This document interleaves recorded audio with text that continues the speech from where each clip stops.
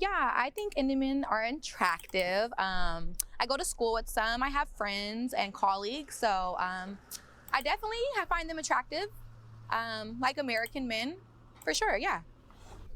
I do find to seem that Indian men are more family orientized than the actual American.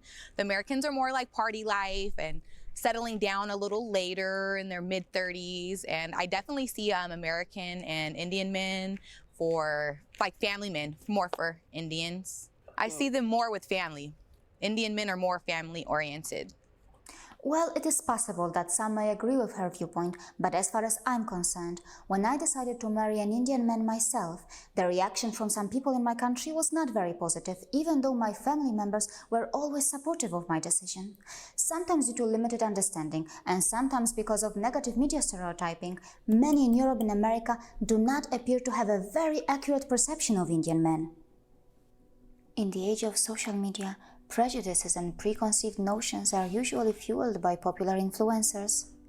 In India's case, unfortunately, it was a famous Swedish YouTuber who almost single-handedly stereotyped Indian men negatively, at least in the world of YouTube. The Swedish YouTuber shouldn't be taken lightly because he alone generates more views than many well-established news outlets and is therefore capable of influencing the perceptions of millions of people overnight.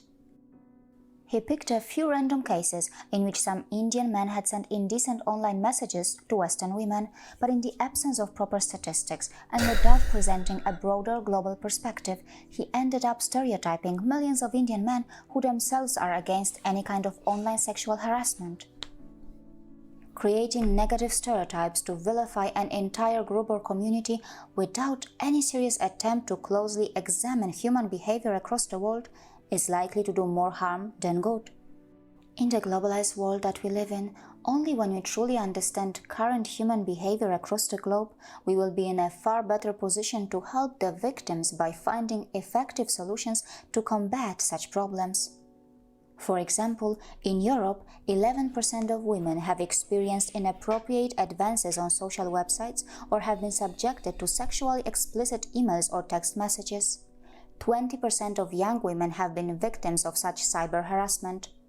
Even more disturbing is the fact that 16% of Europeans think that sending unwanted sexually explicit emails or messages should not be against the law.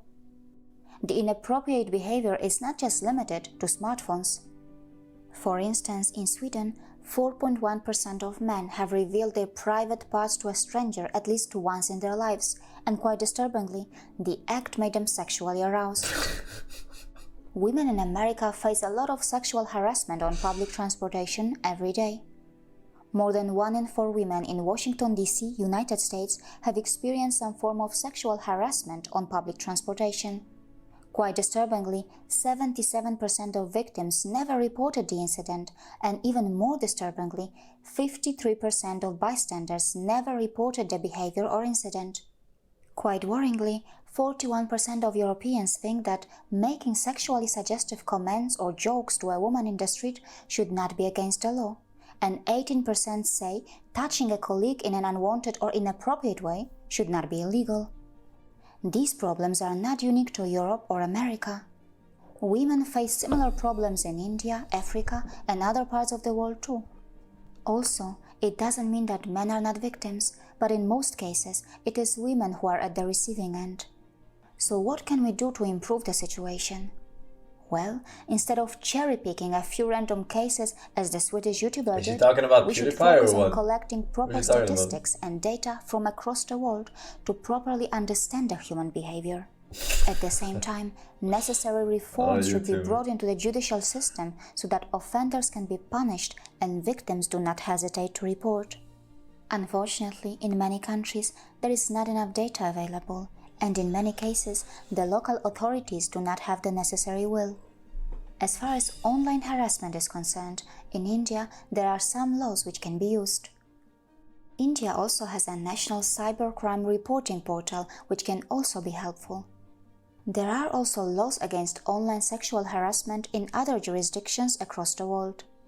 In addition, major social media channels have their own guidelines for reporting and dealing with these types of concerns. Today, during this ongoing lockdown, Alright, we got it. A lot of stats.